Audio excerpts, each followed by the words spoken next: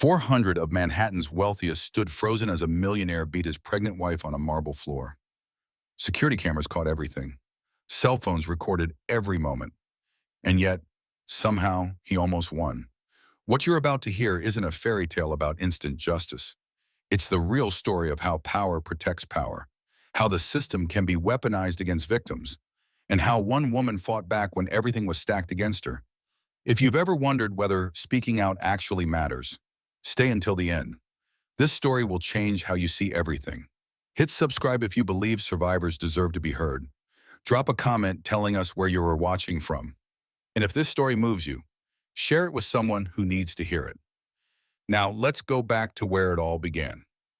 The security camera footage was time-stamped 11:47 p.m., black and white, clinical. Women in designer gowns, men in custom tuxedos, the sound of a string quartet mixing with champagne-fueled laughter. Marcus transformed the moment they entered. Charming smile, firm handshakes, the confident voice of a man who owned every room he entered. "Marcus, great to see you." Business partners approached from every direction. "How's the Riverside project?" Whitney stood beside him, one hand protective on her belly, smiling until her face hurt. Then she saw the woman, tall, striking, in a red dress that turned heads. She was coordinating the event, clipboard in hand, directing caterers with the confidence of someone who belonged here. Stephanie Cole, the event planner Marcus had mentioned several times. "She's brilliant," he'd said. "Really knows how to work a room." Whitney watched them talk, watched Marcus lean in close, his hand on Stephanie's lower back, laughing at something she whispered. A society columnist appeared at Whitney's elbow. Mrs. Margaret Pierce, known for her sharp observations and sharper pen. "Mr. Holloway, lovely to see you. When are you due?" "3 months, Whitney said. "Oh yeah, Austin," trying to keep her eyes off Marcus and Stephanie. "Your husband and Ms. Cole seem very close." Margaret's smile was knowing. "They're quite the team on these charity events." The words landed like a punch. Whitney's stomach twisted. "They're just colleagues." "Of course," Margaret's expression said she knew better. "Well, congratulations on the baby." Whitney excused herself, needing air, needing space. But the great hall was crowded, and she couldn't escape the sight of Marcus and Stephanie together. She reached for a passing waiter, needing something to hold, something to ground her. The waiter carried a tray of the sparkling cider for pregnant guests and designated drivers. Her hand shook as she took a glass. She didn't see Marcus approaching, didn't see the anger on his face until it was too late. She turned. The glass tilted, and sparkling cider splashed across his $10,000 tuxedo. Time stopped. The room went quiet. Marcus's face transformed from charm to rage in a heartbeat. "You stupid, clumsy bitch!" 400 people watched as Marcus Holloway's perfect mask shattered. His hand shot out, gripping Whitney's wrist so hard she gasped. The glass fell from her fingers, shattering against marble with a sound like breaking ice. "Marcus, I'm sorry. I didn't mean—" The slap echoed through the great hall like a gunshot. Whitney's head snapped to the side, her cheek burning. She stumbled, 6 months pregnant and off balance, her hand instinctively moving to protect her belly. Gasps rippled through the crowd. Conversations died mid-sentence. The string quartet's music faltered and stopped. "You embarrass me." Marcus's voice was low, deadly, in front of everyone. "You embarrass me like this." He grabbed her shoulders, shaking her violently. Whitney's vision blurred with tears and terror. "Please," she whispered. "The baby. Please." He shoved her, hard. Whitney fell backwards, her pregnant body hitting the marble floor with a sickening thud. Pain exploded through her back, her hip. She curled instinctively around her belly, trying to protect the life inside her. "Marcus, stop," someone shouted from the crowd. But Marcus wasn't done. He grabbed her arm, yanking her partially upright, then struck her again.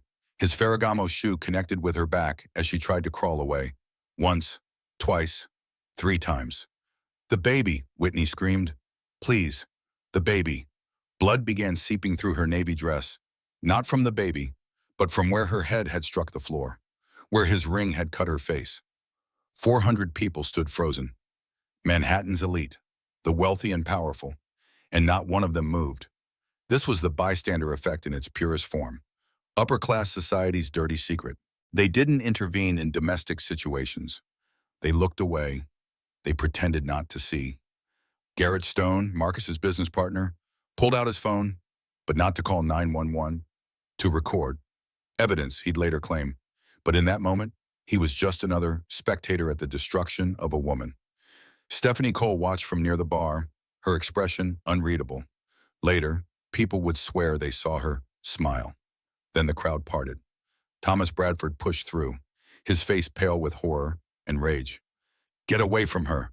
He shoved Marcus back, hard enough to send him stumbling. Then Thomas was on the ground beside his daughter, cradling her head. "Whitney, sweetheart, I'm here. You're okay now." But she wasn't okay. Blood matted her blonde hair. Bruises already bloomed on her face. Her dress was torn, and she shook uncontrollably. "The baby, Dad, is the baby okay? We're getting you to a hospital. Right now." Thomas looked up at the frozen crowd. "Someone call 911. 3 people finally moved, pulling out phones. Marcus straightened his jacket, his breathing heavy. When security approached, he held up his hands. "She fell. Everyone saw it. She was drinking. She fell." "I saw you hit her," Thomas said, his voice deadly calm. "You saw an accident. Your daughter has been struggling with alcohol during her pregnancy. I've been trying to get her help." The lie was so smooth, so practiced, that some people nodded. They wanted to believe it, wanted this to be anything other than what it was. "She's drinking sparkling cider. You psychopath. She's pregnant." Marcus's lawyer would later claim that Thomas was emotionally compromised and therefore an unreliable witness. But 3 people had filmed the assault on their phones. The truth was recorded. The ambulance took 12 minutes to arrive. 12 minutes of Whitney lying on cold marble, her father holding her, Marcus standing nearby looking like the concerned husband. When the paramedics loaded her onto the gurney, Marcus tried to climb in beside her. "Don't you dare, Thomas said, blocking his path. "Don't you come near her. She's my wife. That's my baby. You just beat her in front of 400 witnesses. You're done." At Mount Sinai Hospital, Dr. Patricia Morgan was the attending physician in the emergency room. She took one look at Whitney's injuries and immediately called for security.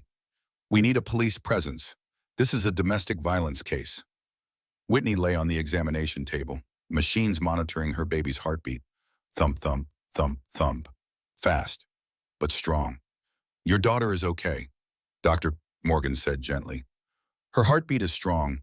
We're going to keep you both overnight for observation. But right now, she's okay." Whitney began sobbing. Relief, terror, shame, all pouring out at once. "We're safe now, baby girl," she whispered, her hand on her belly. "We're safe now." But she wasn't safe. Not yet. Detective James Brennan arrived an hour later, 42 years old, 20 years on the force. He'd seen enough domestic violence cases to recognize the signs. "Mrs. Holloway, I'm Detective Brennan. I need to ask you some questions about what happened tonight." Whitney told him everything. The abuse, the isolation, the control, how tonight wasn't the first time Marcus had hurt her, just the first time anyone had seen. "We're arresting Mr. Holloway for assault," Detective Brennan said.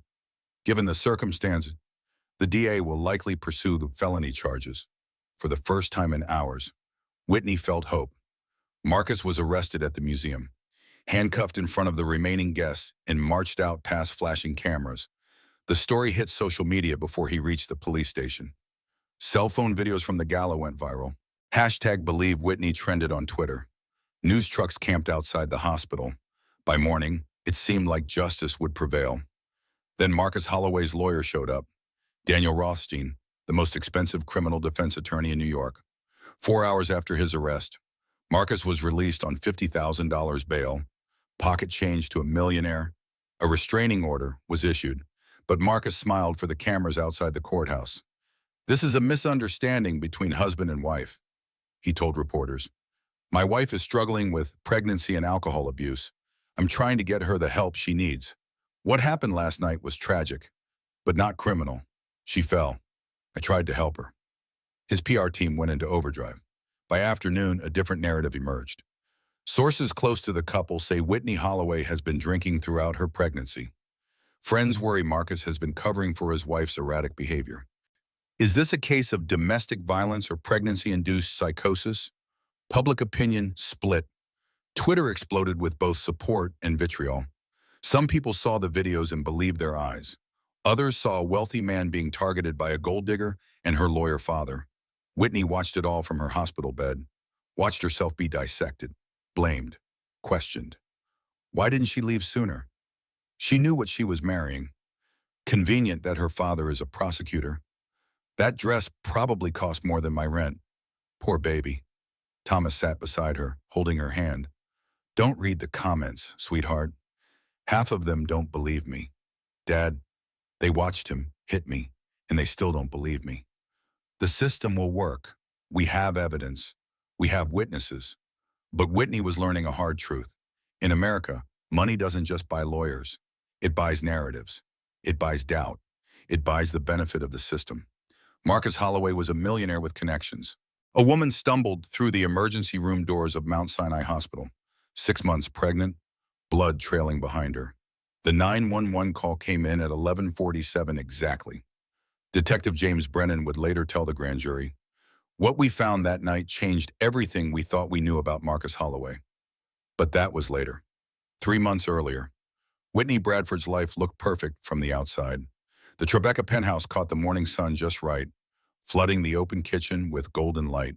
Whitney stood at the marble counter, one hand resting on her growing belly, the other pouring orange juice, 6 months pregnant and glowing, or so everyone said.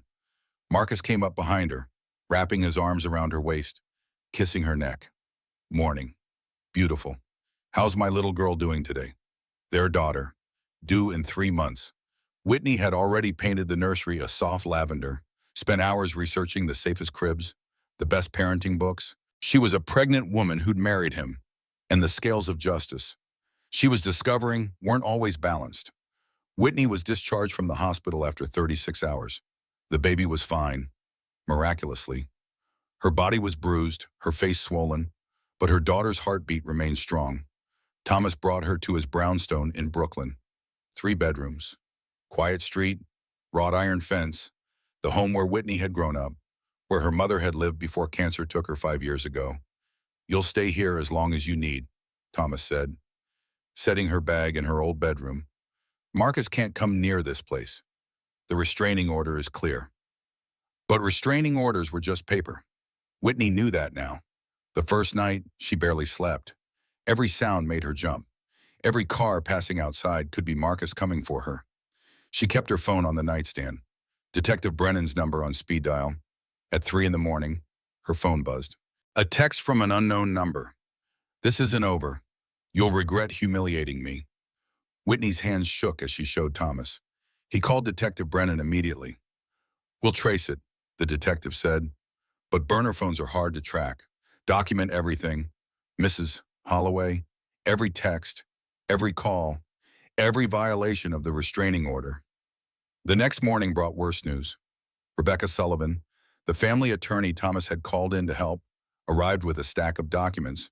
She was 45, sharp-featured, with 20 years of experience in family law.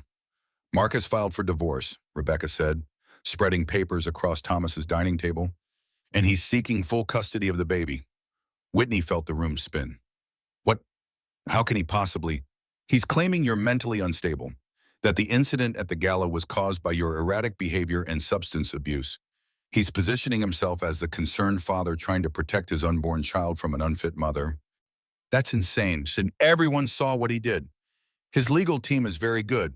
Whitney, they're going to make this ugly. Rebecca pulled out another document. He's also frozen all joint bank accounts pending litigation, all credit cards associated with your name. He's cutting off your access to money. Thomas stood abruptly. He can't do that. He can, and he did, legally. Marital assets are in dispute during divorce proceedings. A judge will sort it out eventually.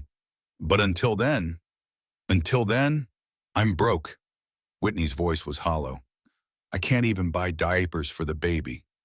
You'll stay here, Thomas said. I'll take care of everything. But it was worse than just money. Marcus had filed a counter-restraining order, claiming Whitney had threatened him, that her father had assaulted him at the museum, that the Bradford family was using their legal connections to destroy him. A judge, overwhelmed with cases and seeing wealthy lawyers on both sides, granted it. Whitney couldn't go home. The Tribeca penthouse with the lavender nursery, all her clothes, all the baby things she'd so carefully chosen. All of it was legally off limits to her now. She was homeless, penniless, facing a custody battle against a millionaire. This was the third peak of despair. The moment Whitney realized that surviving the assault was just the beginning. The real fight was just starting, and Marcus had weaponized the entire system against her. "How did this happen?" Whitney asked, staring at the documents. "I'm the victim. How is he winning?" Rebecca's expression was grim. "Because he has money, and money buys the best lawyers who know how to manipulate the system. They're using textbook abuser tactics. Darvo deny, attack, reverse victim and offender. He's making you into the aggressor." That afternoon, Detective Brennan called with an update.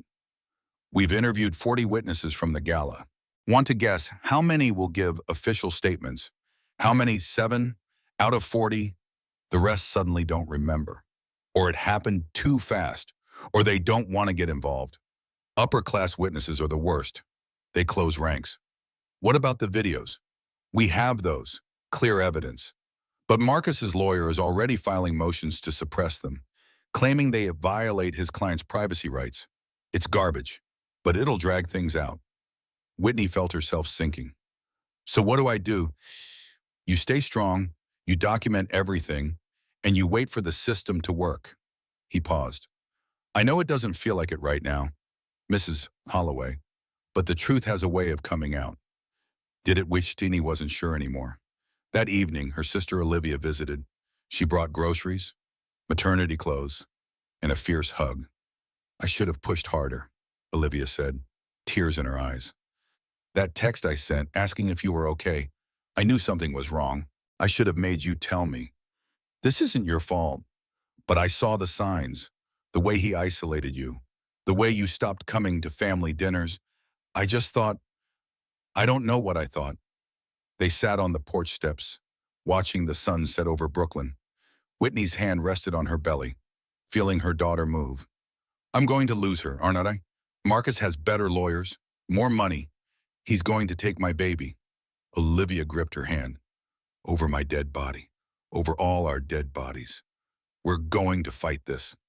But fighting required resources they didn't have. Marcus's legal fees would run into hundreds of thousands. Thomas had savings, but not enough for a prolonged custody battle against a millionaire.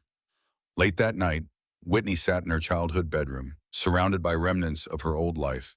High school yearbooks, college diplomas, photos of her mother. She picked up a framed picture of her wedding day. She looked so happy, so naive. Marcus looked handsome and charming. The perfect groom. She hadn't seen the monster underneath. Or maybe she had, but convinced herself she could change him, that her love would be enough. How many women made that same mistake? How many women believed the apologies, the tears, the promises that this time would be different? Her phone buzzed. Another unknown number. "You think you're safe at your daddy's house? I know where you are. I know where you sleep. This isn't over. Whitney, you're mine." Whitney's blood turned to ice. She showed Thomas, who immediately called Detective Brennan. "I'll send a patrol car to do regular drive-bys," the detective said. "But unless Marcus directly violates the restraining order, there's not much we can do about texts from burner phones. So she just waits for him to do something. We're building a case, Mr. Bradford. These texts help, but yes, for now, she waits." Whitney couldn't sleep that night.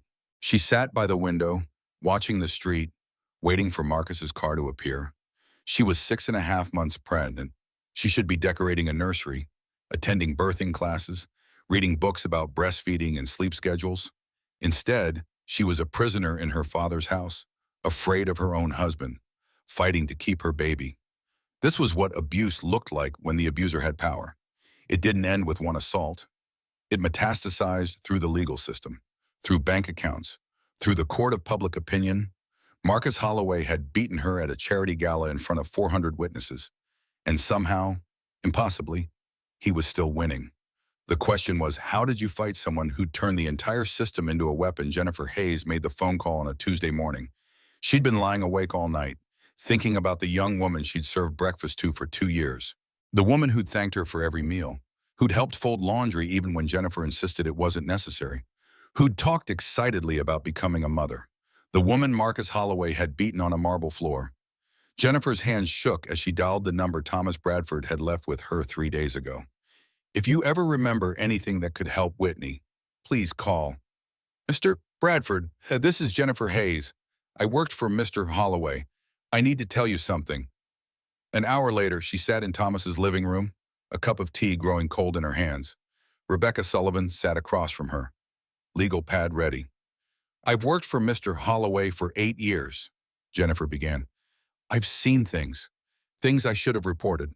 What kind of things? Rebecca asked gently. Jennifer's eyes filled with tears. Mrs. Whitney wasn't the first. There were others. His college girlfriend, a woman named Amanda Pierce. She lived with him for 6 months. I saw the bruises. One day she was just gone. He paid me extra that month and told me to forget I'd ever met her. Thomas leaned forward. Do you know where Amanda is now? No, but I took pictures. Jennifer pulled out her phone, scrolling through years of photos. I was afraid. I have 3 children. Mr. Bradford, I'm not documented. If Mr. Holloway found out I was collecting evidence, you're incredibly brave, Thomas said. And I promise you, we'll protect you. Jennifer showed them photos spanning years. Different women, same pattern, bruises poorly concealed with makeup, split lips, frightened eyes. And Mrs. Whitney, Rebecca asked. Jennifer pulled up more recent photos. Whitney's arm, mottled with fingerprint bruises. Whitney's wrist, swollen. Whitney standing in the kitchen, trying to hide tears. I took these without her knowing. She was always covering for him, always making excuses. I wanted evidence in case something terrible happened. She's kicking like crazy, Whitney said, laughing as she felt another flutter. Marcus's phone buzzed. He checked it, his expression shifting slightly. I need to get to the office early. That Riverside project needs my attention. Holloway Priorities was Marcus's empire, 35 years old, and he'd built a real estate dynasty that stretched across Manhattan. Magazine covers called him a visionary. Charity boards called him generous. Everyone called him successful. Whitney watched him adjust his tie in the hallway mirror. Designer suit, perfect hair, that smile that could charm anyone. Don't forget your prenatal appointment at 3, he said, grabbing his keys. Then, casually, leave your phone unlocked today. I might need to check our calendar. Something in his tone made Whitney pause. Why would you need my phone? Just making sure we're coordinated, babe. You know how scattered you've been lately. He kissed her forehead. Why didn't you go to the police before? Jennifer's laugh was bitter. Because I'm a housekeeper with an expired visa, and he's a millionaire. Who would believe me? Who would protect me? It was a truth that revealed the depths of how power protected abusers. Jennifer had been a witness to years of violence, but fear and systemic inequality had kept her silent.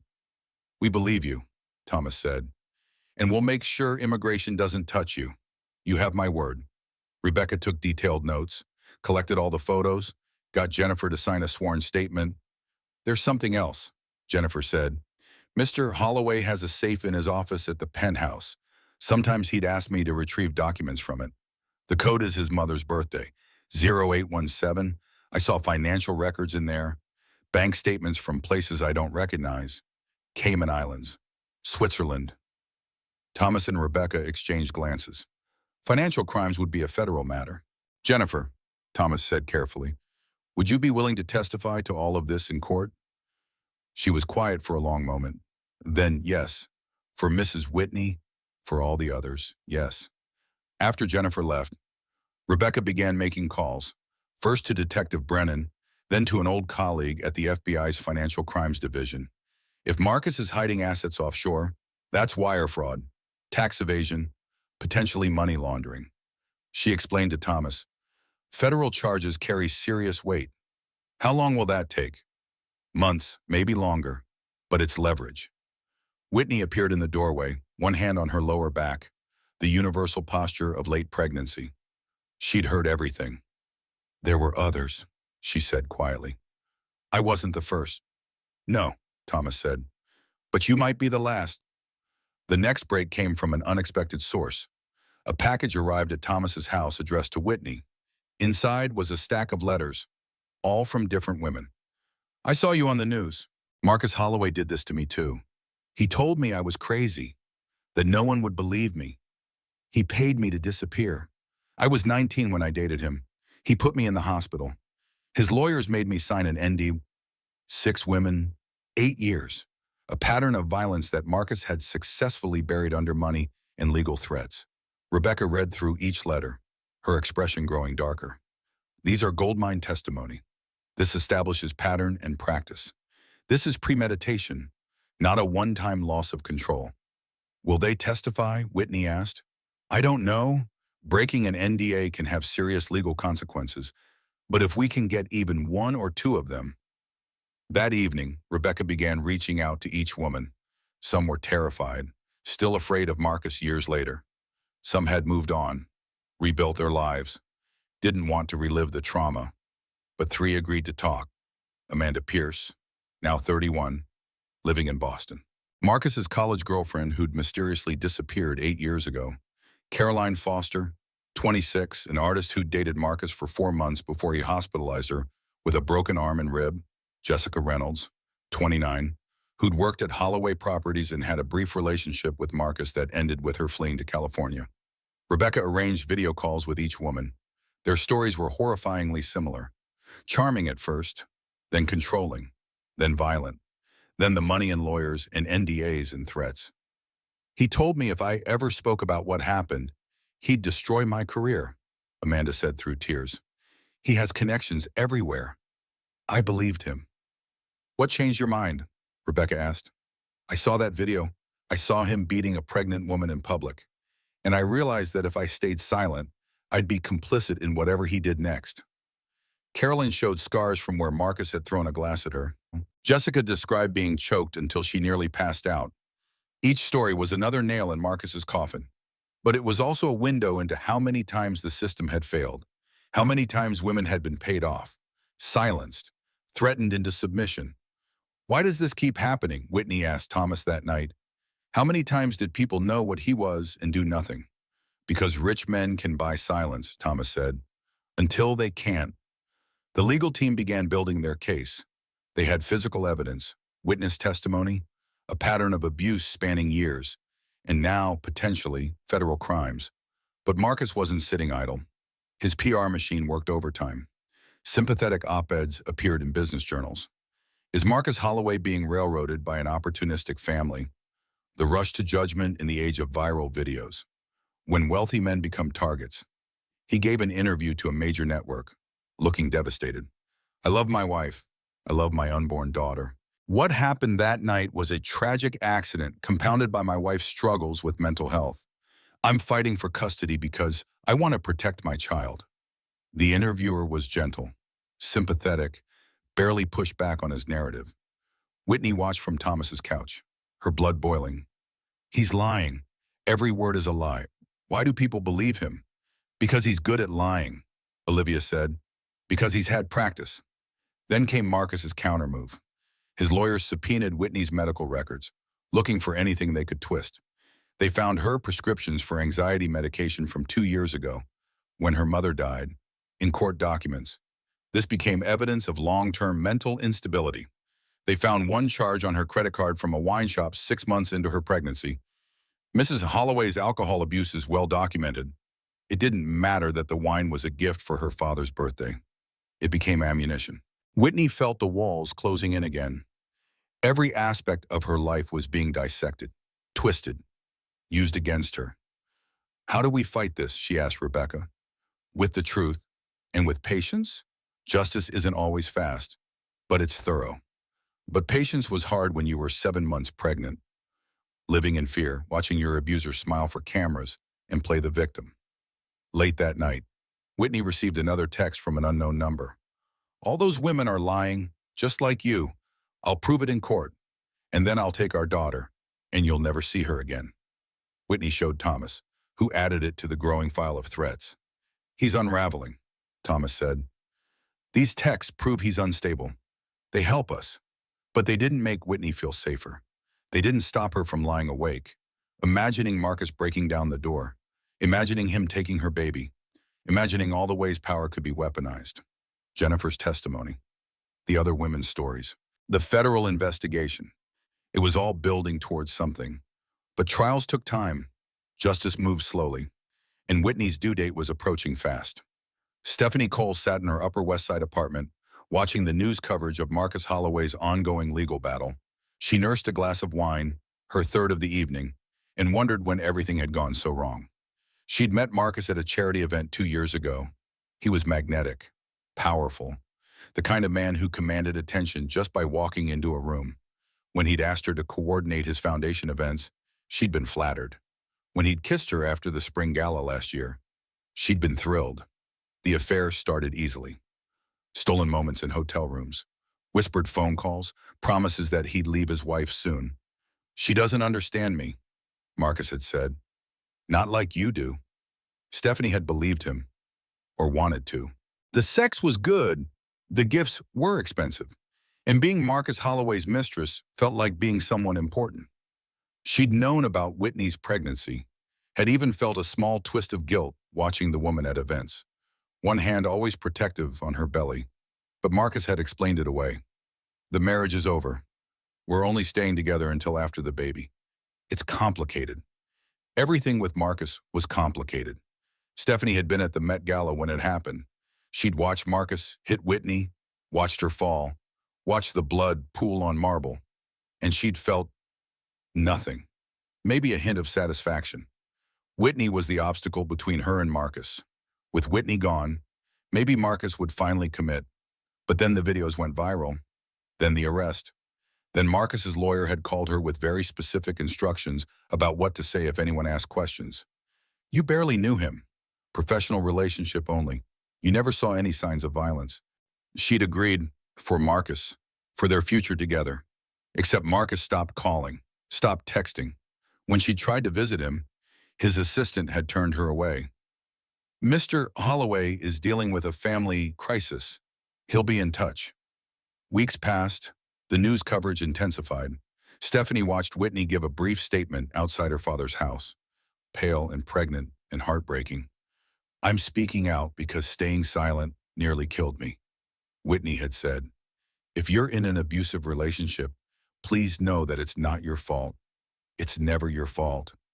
Something in Stephanie's chest twisted uncomfortably. Then the federal prosecutor's office called. Ms. Cole, I'm Assistant U.S. Attorney Rachel Morrison. I'd like to ask you some questions about your relationship with Marcus Holloway. They met in a coffee shop in Midtown.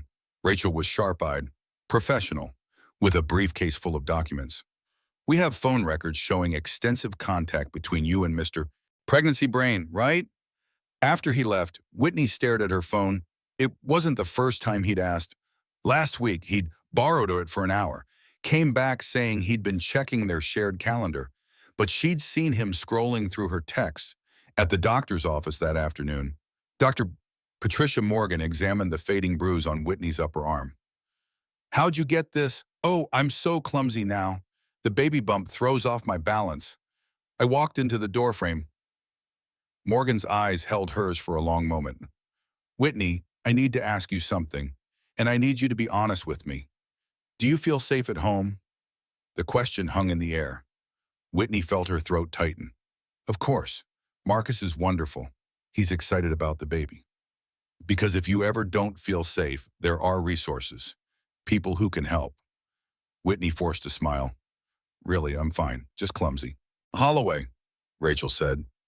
We have credit card receipts for hotel rooms, gifts, dinners. We know about the affair. Ms. Cole, Stephanie's mouth went dry. I don't know what you're talking about. Rachel slid a photo across the table. Stephanie and Marcus, kissing outside a hotel last summer. We have dozens of these. Mr. Holloway's financial records are very detailed. Am I being charged with something? That depends on your cooperation. Rachel pulled out another document. Mr. Holloway has been using your name on several shell corporations, accounts in the Cayman Islands, Luxembourg, Switzerland. Did you know about this? No, he asked me to sign some business documents once. He said it was for the foundation that's currently under investigation for fraud. Rachel's expression was neutral. Ms. Cole, you're implicated in a federal money laundering scheme. Unless you cooperate, you're looking at serious charges. The words hit like ice water. I didn't know. I swear, I didn't know what those documents were. Then help us prove that. Tell us everything about your relationship with Marcus Holloway. Stephanie realized in that moment that Marcus had used her, not just emotionally, but legally. He'd made her an accomplice without her knowledge, and now that the walls were closing in, he'd cut her loose. What do you want to know? Everything. Over 3 hours. Stephanie told Rachel about the affair, about Marcus's cocaine use, about his violent temper when things didn't go his way, about the night he'd gotten drunk and bragged about keeping Whitney in line. He said, pregnant women are so easy to control. They can't leave. Stephanie's voice was hollow. I thought he was joking. Rachel took notes. Did he ever mention physical abuse? Stephanie hesitated. Saying yes would burn her last bridge with Marcus, but staying silent would make her complicit. Yes, he told me he'd hit her before, that she deserved it for being difficult. He laughed about it. Rachel's pen moved across her notepad. Would you be willing to testify to this in court? What happens to me if I do? We offer immunity on the financial crimes. You cooperate fully, you walk away clean. It wasn't really a choice. Marcus had already abandoned her. He'd used her, implicated her in crimes, and thrown her away the moment she became inconvenient. Yes, Stephanie said. I'll testify. The next day, her lawyer made it official. Stephanie Cole, Marcus Holloway's mistress and unwitting accomplice, agreed to cooperate with prosecutors. Her testimony was damning. She provided text messages where Marcus joked about Whitney's bruises, photos of Marcus snorting cocaine at private parties, financial documents he'd asked her to sign without explanation. But most importantly, she destroyed his defense strategy. Marcus's lawyers claimed the gala incident was an isolated event, a tragic loss of control under stress. Stephanie's testimony proved it was pattern, practice, premeditation. He told me 2 weeks before the gala that Whitney was getting too mouthy. Stephanie testified in her deposition. He said she needed to be reminded who was in charge. I thought he meant emotionally. Now I understand what he really meant. When Whitney heard about Stephanie's cooperation, she felt a complicated mix of emotions. Relief that Marcus was losing allies, anger at the woman who'd slept with her husband, pity for someone else Marcus had used and discarded. She's doing the right thing now, Rebecca said. That's what matters. The case against Marcus was strengthening daily. Federal charges for financial crimes, state charges for assault, witness testimony from multiple women, pattern of abuse going back years. But Marcus still had resources. His legal team filed motion after motion, delaying proceedings, attacking witnesses' credibility, trying to suppress evidence. The custody battle raged on. Marcus's lawyers argued that Whitney was mentally unstable, financially dependent on her father, unable to provide for a child. Whitney's lawyers countered with evidence of Marcus's violence, drug use, and federal crimes. It was a war of attrition, and Whitney was 8 months pregnant, exhausted, terrified. When does this end? She asked Thomas one evening. When we win, he said. And we will win. But winning was taking everything from her. Her peace of mind, her sense of safety, her faith in the system. She was learning that justice wasn't blind. It was expensive, slow, and often favored whoever could afford to drag things out longest. Marcus could afford it. She was surviving on her father's savings and the kindness of a family lawyer who was working mostly pro bono. The balance wasn't equal. It never had been. But for the first time, Marcus was facing consequences. Real consequences that even his money couldn't fully buy his way out of. Stephanie's betrayal had been the tipping point. The mistress who knew too much, who'd been implicated in his crimes, who'd turned state's evidence to save herself. In the grand jury room, prosecutors laid out their case: financial fraud, wire fraud, tax evasion, pattern of domestic violence, witness tampering, threatening behavior. The grand jury indicted Marcus Holloway on 14 federal charges and 3 state felonies. His bail was revoked. He was remanded to custody pending trial. For the first time since the gala, Marcus Holloway sat in a cell, unable to buy his way out. Whitney watched the news coverage of his perp walk. Marcus in handcuffs, being led into federal court. She felt no satisfaction, no joy, just exhaustion. Because even with Marcus in custody, the damage was done. She'd lost months of her pregnancy to stress and fear. She'd lost her sense of safety. She'd lost her naive belief that justice was simple and swift. But she hadn't lost everything. Her baby was healthy, her family was strong, and the truth, slowly and painfully, was coming to light. Sometimes that had to be enough. 8 months after the gala, the trial of Marcus Holloway began in a federal courtroom in Lower Manhattan. The media circus was intense. Camera crews camped outside. Protesters held signs. Justice for Whitney faced off against innocent until proven guilty. Whitney was 37 weeks pregnant, her due date just 2 weeks away. Dr. Morgan had cleared her to attend the trial with strict instructions. Any signs of labor, you leave immediately. Your baby's health comes first. Thomas sat beside her in the courtroom every day. Olivia on her other side. Rebecca at the prosecution table. Though the case was officially led by Assistant U.S. Attorney Rachel Morrison and the local district attorney. Marcus entered in a suit, handcuffs removed just before the jury saw him. He looked thinner, older, but still carried that arrogant tilt to his chin. Jury selection had taken 2 weeks. The prosecution wanted people who understood power dynamics. The defense wanted people who'd give a wealthy man the benefit of doubt. They settled on 12 people, 7 women, 5 men, ranging from a retired teacher to a construction foreman to a corporate accountant. Rachel Morrison's opening statement was precise and devastating. Ladies and gentlemen, this case is about power and control. Marcus Holloway used his wealth and influence to abuse multiple women over nearly a decade. He isolated them, controlled them, hurt them, and then paid them to stay silent. But on the night of October 15th, he made a mistake.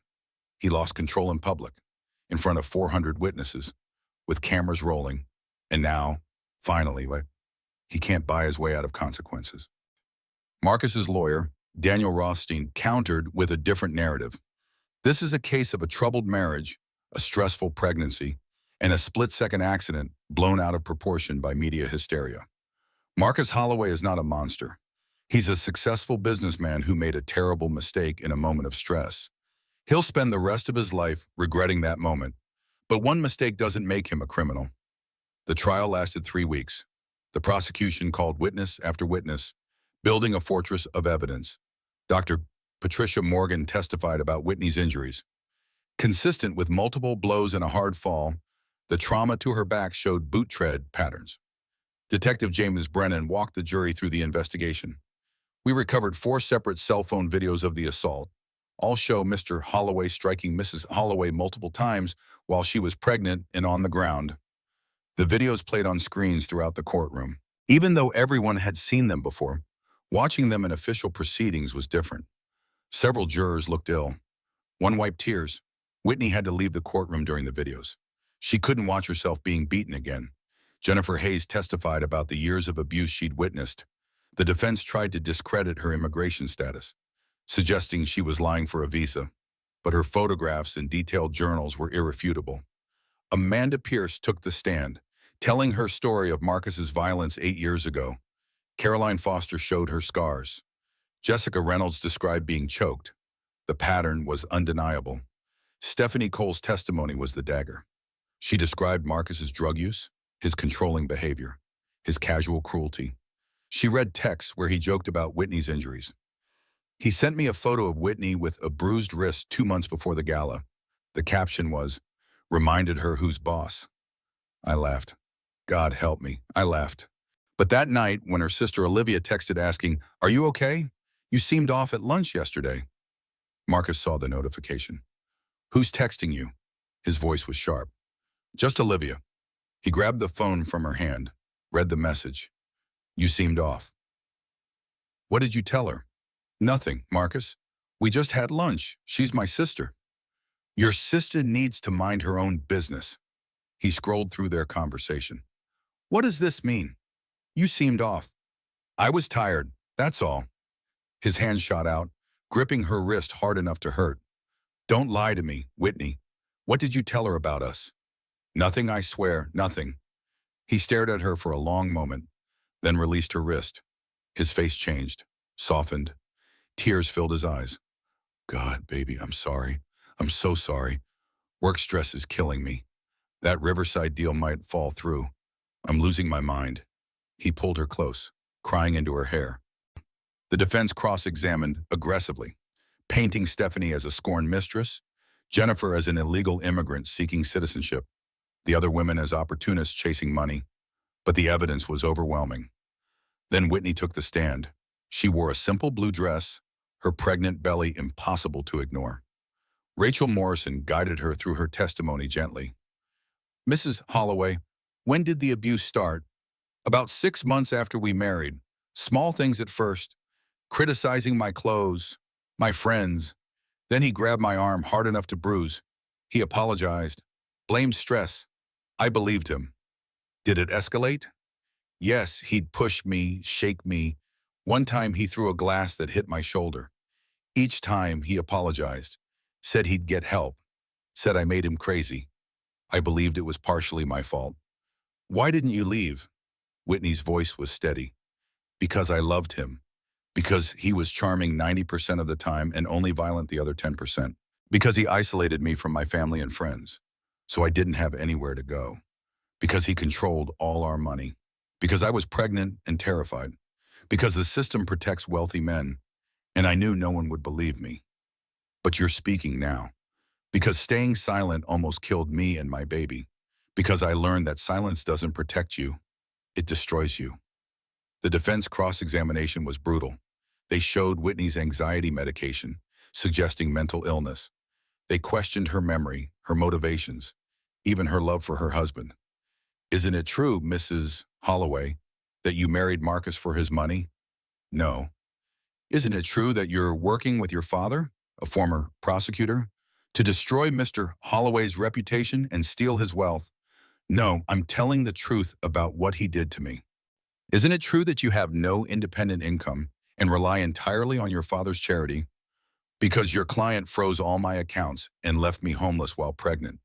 Yes, the exchange was heated. Whitney remained calm, but by the end, she was shaking.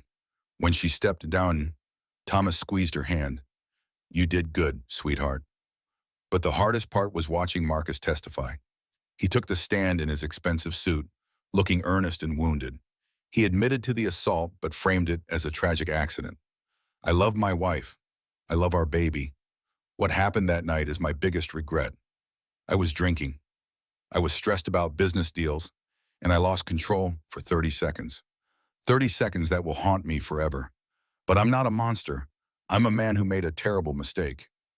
He cried on the stand, real tears, or at least convincing ones. The prosecution cross-examined relentlessly, bringing up the other women, the pattern, the threats, the financial crimes. Mr. Holloway, you've been accused of abuse by 6 different women over 8 years. Are they all lying? I've had complicated relationships. Sometimes things ended badly, but I never intentionally hurt anyone. You texted Ms. Cole a photo of your wife's bruised wrist with the caption, reminded her who's boss. Can you explain that? Marcus hesitated. That was taken out of context. What's the context that makes joking about your pregnant wife's injuries acceptable? He had no good answer. The financial crimes were easier to prove. Documents showing offshore accounts, forged signatures, wire transfers that violated federal law. Marcus's explanations were weak. After 3 weeks, both sides rested. The jury deliberated for 2 days. Whitney waited in Thomas's house, pacing despite her size, unable to sit still. What if they acquit him? She asked Rebecca. They won't. The evidence is overwhelming. But what if? Then we appeal. We keep fighting. The call came on a Tuesday afternoon. The jury had reached a verdict. Whitney waddled into the courthouse, 9 months pregnant, her father's arms supporting her. The courtroom was packed. The jury 4 women stood. Judge Harrison Vaughn, The same judge who'd presided over the entire trial asked the question, on the charge of aggravated assault, how do you find guilty? On the charge of witness hampering, guilty. On the charge of wire fraud, guilty. Down the line, 14 charges, 14 guilty verdicts. The courtroom erupted. Cheers from Whitney's supporters, gasps from Marcus's side. The judge's gavel demanding order. Marcus sat frozen, his face pale. Sentencing would come later, but the conviction meant he'd face significant prison time. 12 years minimum on federal charges alone. Whitney felt Thomas's arm around her, felt Olivia crying beside her, felt the weight of 8 months of terror finally lifting. She didn't feel joy, just relief, exhaustion, the knowledge that it was finally over. Outside the courthouse, reporters swarmed. Whitney gave a brief statement. Rebecca beside her. Justice isn't always fast, but today it was real. I hope every woman watching this knows that speaking out is hard, but silence is harder. Thank you to everyone who believed me, who supported me, who fought beside me. That night, Whitney's water broke. Hope Elizabeth Bradford was born at 4:27 a.m. on March 3rd, weighing 7 pounds, 2 ounces, with her mother's blonde hair and the strongest grip the nurses had ever felt. Whitney held her daughter for the first time and sobbed. Relief, joy, grief for everything this tiny person had survived before even being born. Hi, baby girl, Whitney whispered. We made it. We're safe now. Thomas stood beside the hospital bed, tears streaming down his face. She's perfect, sweetheart. Just perfect. Dr. Morgan checked both mother and baby thoroughly. You're both healthy, strong. You did it, Whitney? The hospital room filled with flowers. From Olivia, from Rebecca, from Detective Brennan, from women Whitney had never met who'd followed her story. Marcus's sentencing hearing was scheduled for 2 weeks later. Whitney attended via video link from Thomas's house, holding hope while the judge delivered his ruling. Mr. Holloway, you used your wealth and power to abuse vulnerable women for nearly a decade. You showed no remorse until you were caught. You attempted to manipulate the legal system to victimize your wife further. This court sentences you to 15 years in federal prison on the financial charges, to run consecutively with 12 years for assault and related charges. Total sentence is 27 years. Marcus's face crumbled. His lawyer immediately filed appeals, but the sentence stood. Whitney watched through the screen, one hand on her sleeping daughter. 27 years. Hope would be in her 20s before Marcus was released. She'd never know him as anything but a cautionary tale. That should have been the end. Justice served. Mother and baby safe. Abuser in prison. But healing was more complicated than courtroom verdicts. Whitney struggled. PTSD made her jumpy, anxious. She had nightmares about Marcus breaking into Thomas's house. Therapy helped, but progress was slow. Bonding with Hope was harder than she'd expected. She loved her daughter fiercely, but trauma had rewired her brain. Dr. Morgan recommended a support group for abuse survivors. You're not broken, the therapist said. You're healing. There's a difference. 6 months after Hope's birth, Whitney started a blog. The Gala Effect began as a way to process her own trauma. She wrote about the warning signs she'd missed, the isolation tactics Marcus had used, the ways the system had failed and eventually worked. Within months, the blog had thousands of readers. Women wrote to her, sharing their own stories. Some had left abusive relationships. Some were still trapped. Whitney started responding personally to each message. Then she recruited volunteers. Then she partnered with domestic violence organizations. A year after the trial, the Gala Effect became a registered nonprofit. Small at first, a website, a hotline staffed by volunteers, resources for women trying to leave dangerous situations. Jennifer Hayes joined as their first paid employee, helping coordinate services for undocumented women facing abuse.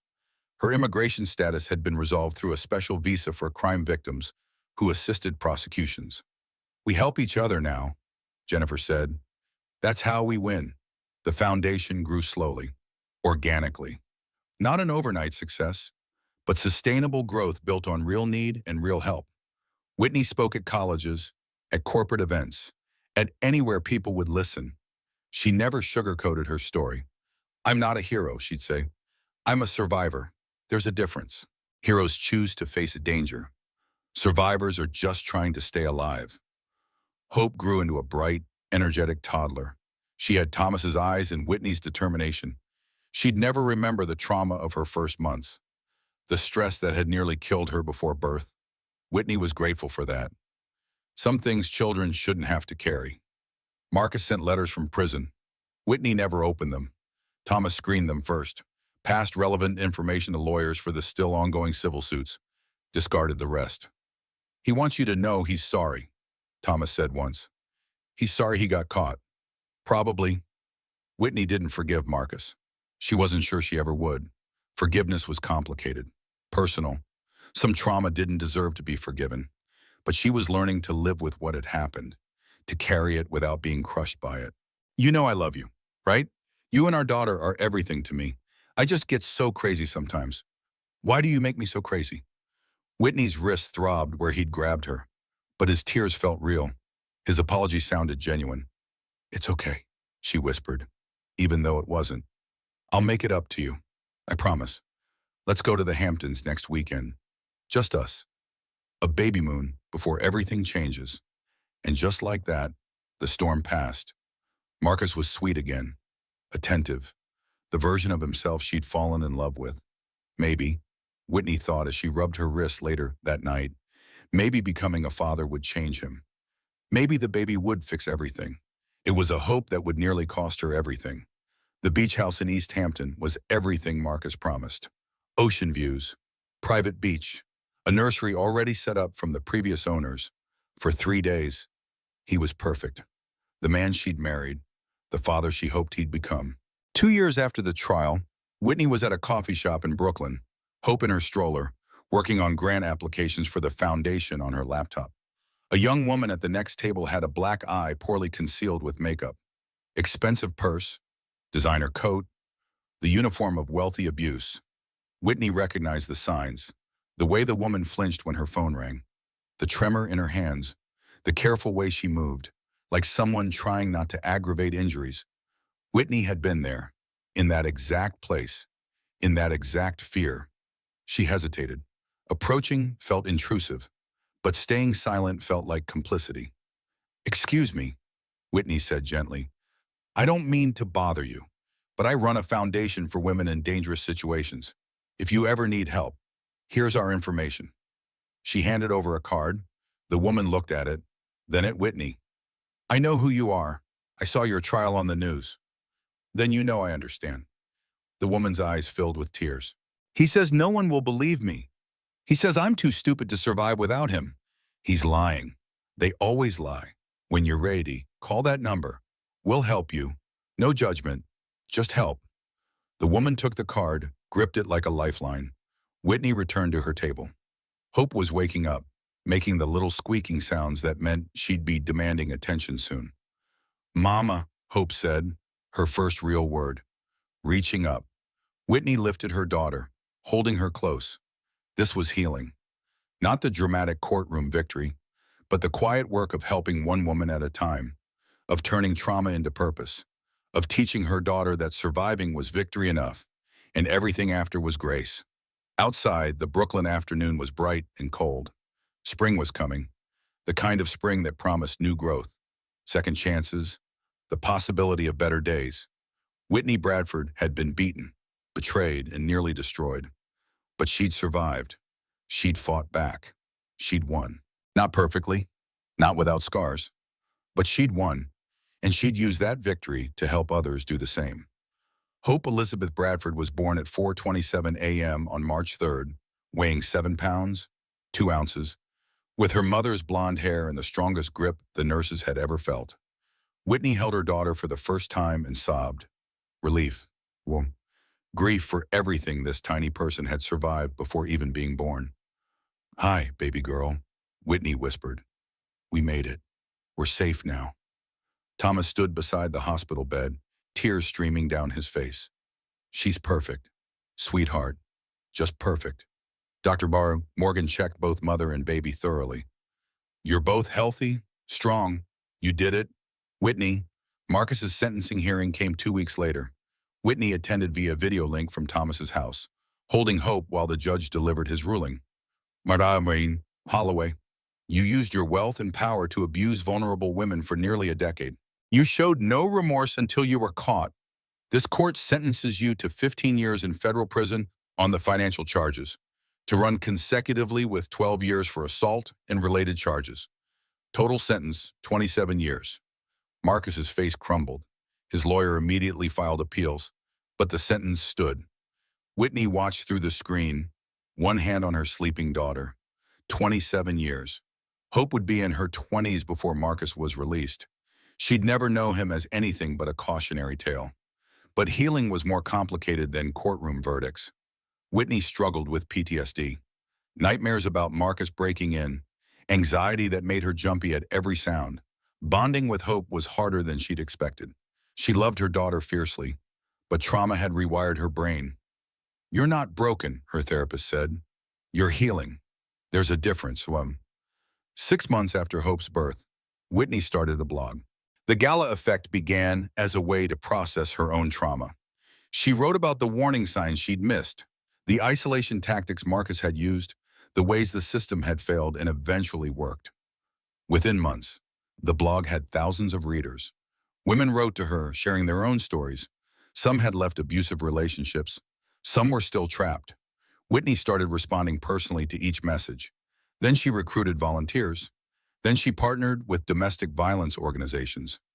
A year after the trial, the Gala Effect became a registered nonprofit. Small at first, a website, a hotline staffed by volunteers, resources for women trying to leave dangerous situations. Jennifer Hayes joined as their first paid employee, helping coordinate services for undocumented women facing abuse. Her immigration status had been resolved through a special visa for crime victims who assisted prosecutions. We help each other now, Jennifer said. That's how we win. The foundation grew slowly, organically. Not an overnight success, but sustainable growth built on real need and real help.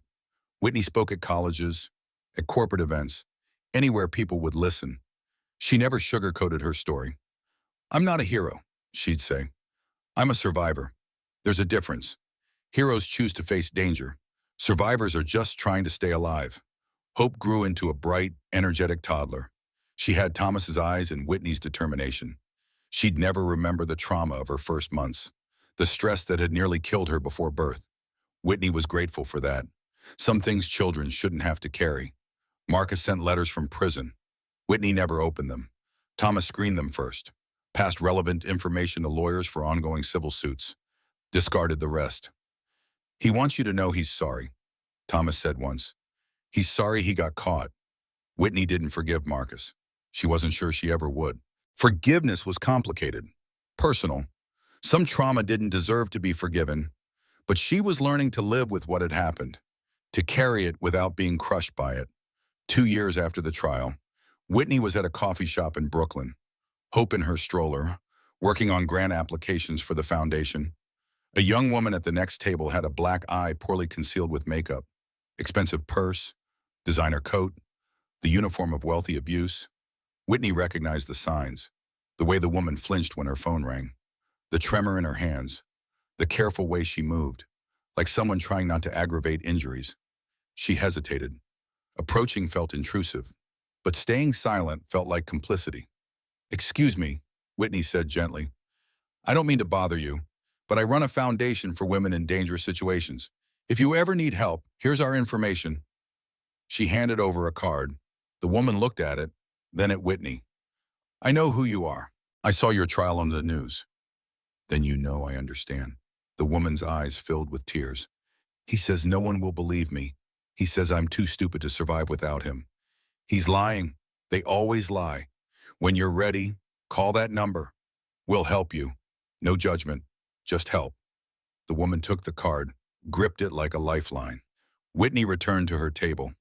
Hope was waking up, making the little squeaking sounds that meant she'd be demanding attention soon. Mama, Hope said, reaching up. Whitney lifted her daughter, holding her close. This was healing. Not the dramatic courtroom victory, but the quiet work of helping one woman at a time, of turning trauma into purpose, of teaching her daughter that surviving was victory enough, and everything after was grace. 3 years after the trial, the Gala Effect Foundation operated out of a small office in downtown Brooklyn. 5 full-time staff, 20 volunteers, partnerships with legal aid organizations, and domestic violence shelters. They'd helped 200 women leave dangerous situations, provided legal support, emergency housing, job training, therapy referrals, small victories that added up to lives saved. Whitney sat in her office, Hope playing with blocks in the painting, reviewing applications for their emergency shelter program. Each application was a story. Each story was familiar. Jennifer knocked on the door. "Whitney, there's someone here to see you. She saw your TED Talk last month." The woman in the waiting room was nervous, expensive clothes hiding a thin frame. Whitney had learned to read the signs. "Hi, I'm Whitney. Thank you for coming." They talked for an hour. The woman's story was painfully familiar. Wealthy husband and escalating violence, isolation, fear. "I don't know if I can do this," the woman said. "He's so powerful. No one will believe me. I know it feels that way. But people believed me eventually. The truth has weight, even when it's hard to see at first." Whitney connected her with Rebecca Sullivan, who now specialized in high-net-worth domestic violence cases, connected her with a therapist, helped her open a secret bank account, built the foundation for escape. "Take your time," Whitney said, "but know that when you're ready, you have support." After the woman left, Jennifer appeared in the doorway. "Another one, always another one. Until we change the system that protects abusers, there'll always be another one." That evening, Whitney spoke at Columbia Law School. 100 future lawyers filled the lecture hall. She told her story. Not the sanitized version, but the real one. The isolation, the fear, the ways Marcus had weaponized the legal system against her. "The law is supposed to protect the vulnerable," Whitney said. "But too often it protects whoever can afford the best lawyers." They walked the beach at sunrise, Marcus's hand protective on her lower back. They ate dinner on the deck, watching the waves crash. He talked about their future, about teaching their daughter to swim, about family vacations. "This is us," Marcus said on their last morning there. "This is who we really are. All that stress in the city, it's not real. This is real." Whitney wanted to believe him. God, she wanted to believe him. Back in Manhattan, her father called. Thomas Bradford, retired federal prosecutor, the man who'd taught her to stand up for herself, to never accept less than she deserved. "Sweetheart, I haven't seen you in weeks. Come to dinner. Bring Marcus."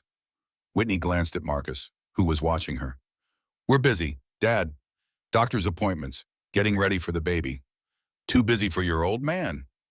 Thomas's voice held concern. "Whitney, are you okay? You don't sound like yourself." Marcus was shaking his head, mouthing no. "I'm fine, Dad, just tired." "Your deal when you graduate is to change that," a student asked. "Do you regret marrying him?" Whitney considered the question. "I regret the pain, but if I'd never married Marcus, I wouldn't have hope. I wouldn't understand what so many women go through. I wouldn't be doing this work. So no, I don't regret it. I just wish it hadn't cost so much." After the talk, students lined up with questions, with stories of their own families, with determination to make a difference. This was the ripple effect. One woman speaking out, inspiring others to do the same, creating change person by person. At home that night, Hope was already asleep. Thomas had babysat, fed her dinner, read her 3 picture books.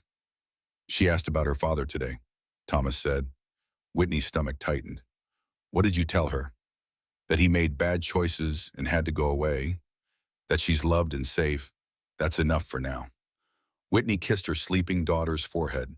Hope was 4 now, bright and fearless. She loved dinosaurs, refused to wear anything but purple, and had Thomas wrapped around her little finger. She'd grow up knowing her father was in prison, but she'd also grow up knowing that her mother had survived, fought back, and won. That mattered more. Whitney's phone buzzed. A text from Rebecca. "The woman you sent over this morning just left her husband. She's safe. Good work." Small victories. They added up. Olivia joined the foundation's board, bringing her corporate fundraising expertise. Dr. Morgan served as medical advisor. Detective Brennan retired from NYPD and became a volunteer, teaching self-defense classes. The community that had formed around Whitney's trauma was healing everyone involved. That weekend, Whitney took Hope to the park. A sunny Saturday, other parents and children everywhere, the kind of normal life Whitney had fought so hard to reclaim. Hope ran to the swings, demanding to be pushed higher. "Mama, higher!" Whitney pushed, watching her daughter laugh and shriek with joy, hair flying. This was what she'd survived for. These ordinary moments, this normal life. A woman on the next bench was crying quietly, pretending to watch her kids play. Whitney recognized that crying, the kind that tried to be invisible. After settling Hope in the sandbox, Whitney approached gently. "Are you okay?" The woman looked up, startled. "You're Whitney Bradford, from the news." "I am. Are you okay?" Whitney repeated. "No," the woman whispered, "but I don't know how to fix it." "You don't have to fix it alone. Let me help." They exchanged numbers. Whitney sent her the foundation's information, offered to connect her with resources. "It gets better," Whitney said. "Not easy, but better. I promise." The work never stopped. The need never ended. But Whitney had found her purpose in the wreckage of her trauma. She was proof that surviving was possible, that speaking out mattered, that one person's courage could create ripples that changed lives. Marcus Holloway had tried to break her. Instead, he'd forged her into something stronger than he could ever understand. And every woman the foundation helped was another piece of justice, the kind that mattered more than any prison sentence, the kind that saved lives. 5 years after the gala, Whitney stood at the entrance of the Metropolitan Museum of Art. She hadn't been back since that night, hadn't been able to face the place where her life had shattered so publicly. But the museum had invited her to speak at their annual Women's Leadership Summit, an opportunity to reclaim the space, to transform what it meant. Thomas stood beside her. "You don't have to do this." "I know, but I want to." They walked through the doors together. The great hall looked different in daylight, less menacing without the evening shadows. Just a beautiful space filled with art and history. The event coordinators had been sensitive, holding the talk in a different wing, far from where the assault had happened. But Whitney had requested to see that space first. With a museum guide, she walked to the spot, the marble floor where she'd fallen, the chandeliers that had witnessed her humiliation. It was just a room now. No ghosts, no trauma, just stone and light. "Okay," Whitney said softly. "I'm ready." The auditorium held 300 women, business leaders, philanthropists, activists, survivors. They rose in a standing ovation when Whitney entered. She took the podium, Hope sitting in the front row with Thomas, now 5 years old and barely understanding why Mama was famous. "5 years ago, I was beaten in this museum," Whitney began. "In front of 400 witnesses, the videos went viral. My life became public property. And I learned something important, that survival is not a single moment of courage. It's 1,000 small choices to keep going when everything tells you to give up." She talked about the trial, the foundation, the women they'd helped. She talked about systemic change, about how much progress they'd made and how much work remained. "Power protects power," Whitney said, "until we decide it doesn't. Every time someone speaks out, every time we believe survivors, every time we hold abusers accountable, regardless of wealth or status, we change the system a little bit more." During Q&A, someone asked if she'd forgiven Marcus. "No, Sio," Whitney said honestly. "And I might never. Forgiveness is personal and complicated. My work isn't about forgiving him. It's about making sure what he did to me and others can't happen as easily to the next woman." After the talk, women lined up to speak with her. Some shared their own stories. Some thanked her for giving them courage. Some just wanted to shake her hand. One woman, elderly and elegant, waited until the crowd thinned. "Mrs. Holloway, I was here that night, at the gala. I stood there and did nothing. I've regretted it every day since." Whitney looked at her. "Why are you telling me this?" "Because I've spent 5 years trying to make up for it. I've donated to your foundation. I've spoken to my friends about domestic violence. I've tried to be the person I should have been that night. I wanted you to know that what happened to you changed more than just you." Whitney's eyes filled with tears. Thank you for telling me. The woman left, and Whitney stood alone in the museum corridor, overcome by the weight of it all. The trauma, the healing, the impact. Hope ran up, tugging her hand. Mama, can we see the dinosaurs? Whitney laughed. Yes, baby, let's go see the dinosaurs. They spent the afternoon in the natural history section, Hope delighting in the fossils and exhibits, Thomas trailing behind, taking photos. Normal, ordinary. The life Whitney had fought so hard to reclaim. That evening, back at the brownstone, Whitney tucked Hope into bed. Mama, why were all those people clapping for you? Because I helped some people who were in trouble, like a superhero. Whitney smiled. Not a superhero, just someone who learned how to ask for help and then helped others do the same. I want to help people too. You will, baby. You already do, just by being you. After Hope fell asleep, Whitney sat on the front steps of Thomas's brownstone, watching the Brooklyn evening settle in. The street was quiet, lined with trees just beginning to bud with spring. Her phone buzzed. A text from the woman in the park last year. 1 year free, starting law school in the fall. Thank you for everything. Another small victory. They never stopped meaning something. Marcus would be eligible for parole in 10 years. Whitney tried not to think about it. The legal team had prepared to fight his release, to present victim impact statements, to make sure he served as much of his sentence as possible. But that was future problem. Tonight, she had peace. The foundation was thriving. Hope was healthy and happy. Thomas was talking about retirement, about spending more time with his granddaughter. Whitney had built a good life from the ruins of her old one. Not perfect, not without scars, but good, real, hers. A young woman walked past the brownstone, moving quickly, nervously looking over her shoulder. She wore expensive clothes but moved like someone being hunted. Whitney recognized that walk. She'd walked that way once. Excuse me, Whitney called gently. Are you okay? The woman stopped, turned. I'm fine. I run a foundation for women in dangerous situations. If you ever need help, we're here. She handed over a card. The woman looked at it, then at Whitney. You're her, the woman from the gala. I am. So did it get better after? Not immediately, but yes, eventually, it got better. The woman nodded, pocketed the card, and continued walking. Maybe she'd call, maybe she wouldn't, but she had the option now. That was all Whitney could offer. Options, support, proof that escape was possible. Inside, Thomas was making tea. Another one, always another one. You can't save everyone, sweetheart. I know, but I can try. This was her life now. The woman who survived, who spoke out, who built something meaningful from tragedy. The gala incident had broken her. The trial had rebuilt her. The foundation had given her purpose. She was proof that the worst moment of your life didn't have to define you, that you could survive the unsurvivable and come out stronger, not unscathed, not unchanged, but stronger.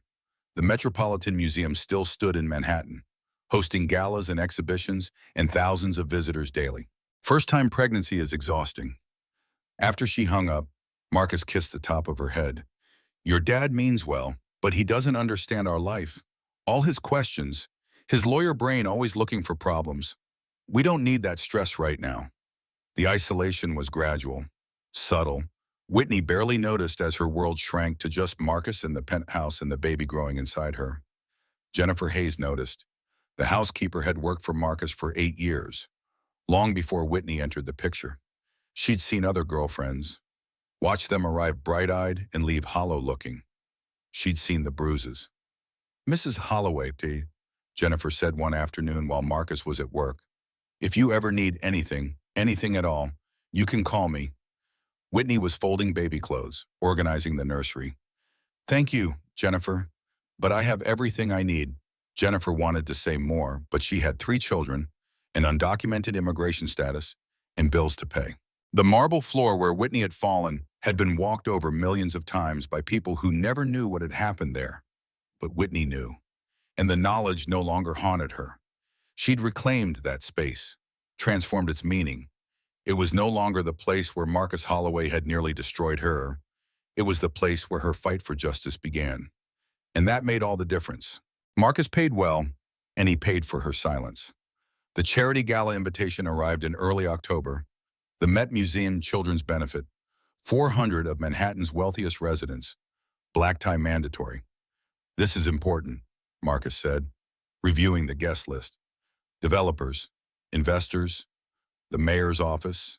This is where deals happen. Whitney tried on 3 dresses before finding one that fit over her belly. Navy blue, elegant, expensive.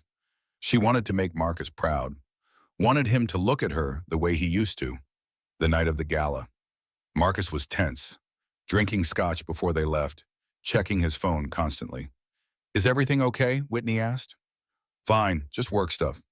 But his jaw was tight, his movements sharp. Whitney had learned to read these signs. A storm was building. At the museum, the great hall glowed with candlelight. Crystal chandeliers reflected off marble floors.